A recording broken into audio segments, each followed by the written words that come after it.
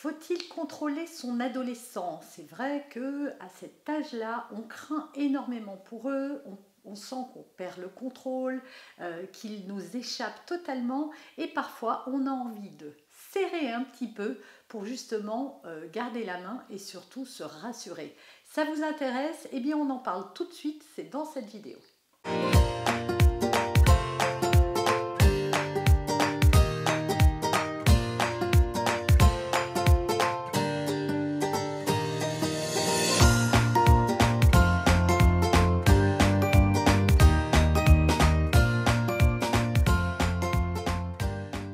Bonjour, je suis Noémie de Saint-Cernin, votre coach en développement personnel et en parentalité. On va parler des ados, encore une vidéo sur les ados. Si ça vous intéresse, si vous aimez cette vidéo, bien vous allez en retrouver des tas d'autres. Elles doivent être d'ailleurs stockées dans une playlist.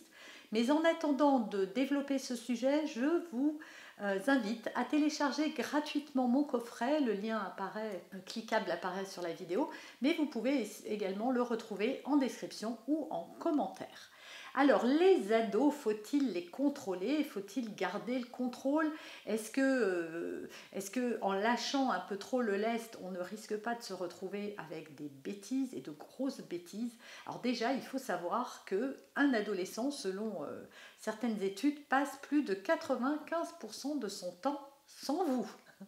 Ça fait que si vous voulez contrôler, il ne vous reste qu'une petite marge de 5% sur laquelle vous pouvez agir. Ça ne fait pas beaucoup. Vous remarquerez que votre adolescent, par exemple, passe beaucoup de temps à naviguer sur Internet, à jouer à des jeux vidéo. En tout cas, aujourd'hui, dans l'époque moderne, voilà, les écrans tiennent une place importante. Il passe beaucoup de temps à l'école, il passe beaucoup de temps avec des copains, voilà, et il est souvent dans sa chambre. Et donc, il y a très peu d'interaction avec un ado dans les familles, sauf si vous avez réussi à mettre en place des activités, des choses que vous arrivez à partager. Et donc, vous avez beaucoup de chance. Mais ce n'est pas le cas de la majorité d'entre vous. Alors, faut-il le contrôler? Il faut savoir déjà, premièrement, pourquoi vous avez ce besoin de contrôle. En fait, si vous avez besoin de contrôler votre adolescent, c'est pour 3 raisons principales. La première, c'est que vous voulez éviter qu'il fasse des choses graves. La deuxième, c'est que vous voulez l'aider à faire les bons choix. Et la troisième, c'est pour gérer vos propres peurs, en fait, vos propres angoisses.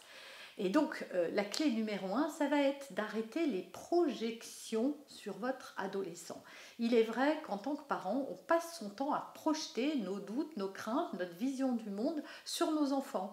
Et résultat, on s'imagine que parce qu'on a vu un article qui a dit que sur Instagram, il y avait des pédophiles, notre enfant est exposé et est en danger imminent, il est en danger constamment, que si il fume une cigarette, ça va être la catastrophe, s'il touche un peu à un joint, ça va faire de lui un drogué, et donc on se montre comme ça des scénarios catastrophes à l'intérieur de notre cerveau, et pour les faire taire, il faut le reconnaître, en fait, si l'on contrôle nos enfants, c'est effectivement parce qu'on a ce désir de vouloir les protéger, mais en réalité, la raison première, ça n'est pas du tout de les protéger, c'est plutôt de nous apaiser, d'apaiser nos propres angoisses, et c'est important de le reconnaître. Or, notre enfant n'est pas là pour gérer nos angoisses, et il n'est pas là pour répondre positivement à nos peurs. C'est à nous d'apprendre à gérer nos peurs et pas à les faire peser sur nos enfants. Pourquoi? Parce que ça crée de la pression. Plus vous allez le contrôler, et plus il va se passer les choses suivantes. Soit il va être agressif, soit il va se renfermer encore plus, soit il va se murer dans le silence.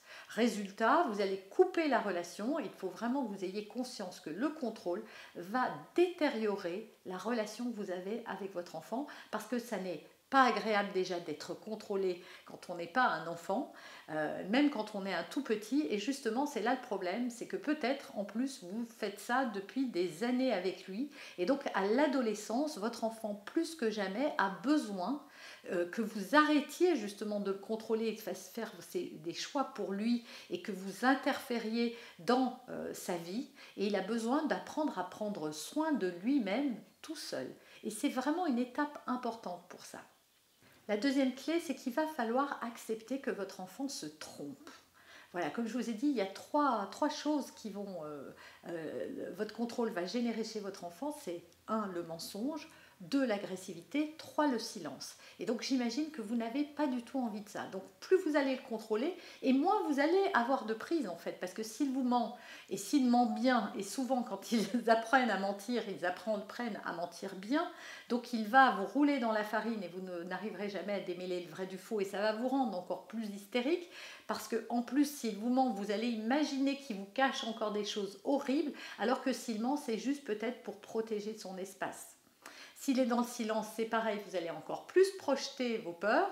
Et s'il se renferme sur lui-même, eh bien finalement, vous détériorez la relation, vous n'arrivez plus à communiquer. Et donc, vous avez beau essayer de contrôler, ça ne mène pas à grand-chose. Alors, c'est vrai que vous avez encore du pouvoir sur lui. Vous pouvez l'empêcher de sortir, vous pouvez l'empêcher de voir certaines personnes, mais vous ne pourrez pas le suivre à la trace H24 et savoir tout ce qu'il fait. Donc, véritablement, la clé, c'est de faire confiance à votre enfant. Parce que oui, il faut accepter que votre enfant va peut-être tester une cigarette, va peut-être essayer des choses graves ou dangereuses, qu'il va peut-être être tenté par ces choses-là. Mais est-ce que c'est grave ou pas? C'est grave si votre enfant se laisse glisser. Si c'est juste de la curiosité, finalement, on a tous été des adolescents et on peut tous reconnaître que voilà, c'est pas parce qu'on a fait quelques bêtises que ça fait de nous des mauvaises personnes ou qu'on se soit mis en danger grave. Certaines personnes, oui. Mais souvent, ces enfants à risque, qui ont des conduites à risque, sont aussi des enfants dans lesquels, au foyer, enfin dans leur foyer, ça n'est pas très stable. Voilà, il y a un terrain quand même qui est propice à ça. Donc, ça va être ma troisième clé. Comment on fait? Eh bien, c'est de maintenir le dialogue avec votre enfant. Et pour ça, c'est plutôt de lui parler de vos peurs que de le contrôler. Vous voyez, la différence, elle est énorme. Au lieu de l'empêcher de sortir parce que vous avez peur qu'il lui arrive quelque chose ou que vous voulez le numéro de téléphone de tout le monde, et c'est bien normal. Si vous voulez le numéro de téléphone des gens, c'est pas parce que vous n'avez pas confiance en votre enfant, c'est parce que vous avez conscience qu'il peut se passer des choses graves quand il est chez quelqu'un et que si vous devez intervenir, vous voulez pouvoir savoir vers qui vous tournez, etc. C'est bien normal. Mais sauf que votre enfant, lui, il ne voit pas tout ça. Même si vous lui avez dit, parce que vous ne lui avez pas dit de la bonne manière. Donc ce qu'il faut faire, c'est vraiment lui dire vos peurs à vous. Vous avez aussi à établir des règles et des limites, ça c'est fondamental, et à l'adolescence, elles doivent être revues parce que votre enfant a grandi, qu'il n'a pas envie d'être traité comme un bébé, et que donc il va falloir assouplir quand même vos règles et un minimum lui faire confiance. Il vaut mieux donner de la confiance et recadrer si ça ne se passe pas bien en disant bon ben voilà, je constate que peut-être que ça ne s'est pas très bien passé, on en parle. Et donc on revoit les choses, on essaye de comprendre pourquoi votre enfant est rentré à 1h du matin quand vous aviez dit minuit par exemple, et qu'est-ce qui s'est passé, qu'est-ce qui a fait qu'il n'est pas rentré à l'heure, qu'est-ce que vous avez vécu et ressenti vous de votre côté, et c'est vraiment véritablement le moment de parler de vos émotions, plutôt que de dire j'en ai assez, je ne peux pas te faire confiance, c'est toujours pareil, j'en étais sûre, etc. C'est plutôt de dire, eh bien tu vois moi, après l'avoir écouté, en fait, à ton avis, qu'est-ce qui s'est passé pendant cette heure où je t'attendais et où je n'arrivais pas à te joindre et où j'ai été angoissée, j'ai imaginé des choses graves, je ne savais pas quoi faire. Ça, voilà, c'est plutôt de lui raconter parce que votre enfant, honnêtement, il n'a aucune envie de vous faire du souci, de vous créer des émotions négatives. Donc, il va être sensible et sensibilisé à ça. L'autre chose qu'il faut faire, et ça c'est impératif, et il ne faut pas attendre, j'ai envie de dire qu'ils deviennent très grands pour le faire, c'est vraiment de prévenir. Vos enfants, ils ont une vision du monde qui est la vision des copains et la vision d'Internet, j'ai envie de dire aujourd'hui aussi. Sauf que c'est une vision erronée de la vie. J'ai fait une vidéo sur les relations sexuelles, par exemple, où effectivement les enfants ont une vision du sexe qui est très trash aujourd'hui à cause des vidéos pornographiques. Donc ils se sont fabriqués une image sur les relations sexuelles qui est complètement à côté. Et ils n'ont comme référence que les copains d'école ou des images internet, ce qui n'est pas la vérité. Donc c'est important que vous ameniez votre propre vérité, que vous expliquiez à vos enfants ce qu'est la vie finalement, ce qu'est une vie sexuelle, quel danger existe dans ce monde, mais sans l'effrayer. Juste de lui dire, tu vois, quand tu vas à une soirée, eh bien voilà, ce qui peut se passer, c'est rare, ça n'arrive pas tout le temps, mais il faut être vigilant. Si tu vas en soirée avec quelqu'un qui a bu, eh bien tu ne montes pas dans le véhicule. Même si c'est ton meilleur ami, appelle-moi, même à 3 heures du matin, je viendrai te chercher. Si tu ne sais pas comment rentrer. Quoi qu'il arrive, il faut que votre enfant ait le réflexe de vous appeler vous en premier s'il lui arrive un problème. Pourquoi? Parce que vous le savez, il ne prendra pas les bonnes décisions à ce moment-là sous couvert de... Soit il voudra cacher, hein, rappelez-vous de ce qu'il va utiliser, le mensonge, le silence ou la fuite. Et donc du coup, vous ne saurez rien et peut-être que quand vous l'apprendrez des jours après, ça sera plus grave. Donc il est important que votre enfant sache que quoi qu'il fasse, il peut compter sur vous. Voilà, remplacer le contrôle véritablement par de la confiance et de la confiance mutuelle. Parce qu'en fait, on veut leur faire confiance, mais qu'est-ce qu'on fait pour qu'ils aient confiance en nous? Que faisons-nous de leur confidence? Est-ce qu'on les retourne contre eux?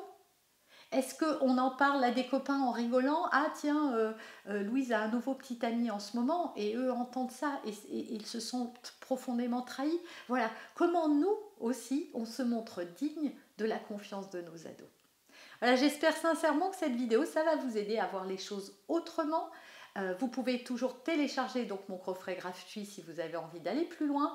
Abonnez-vous, cliquez la cloche, surtout ça c'est vraiment important si vous aimez cette chaîne et si vous avez envie de m'aider à diffuser ces bulles de conscience et de bienveillance à d'autres parents. Likez et commentez et on se retrouve très vite et très bientôt dans une prochaine vidéo.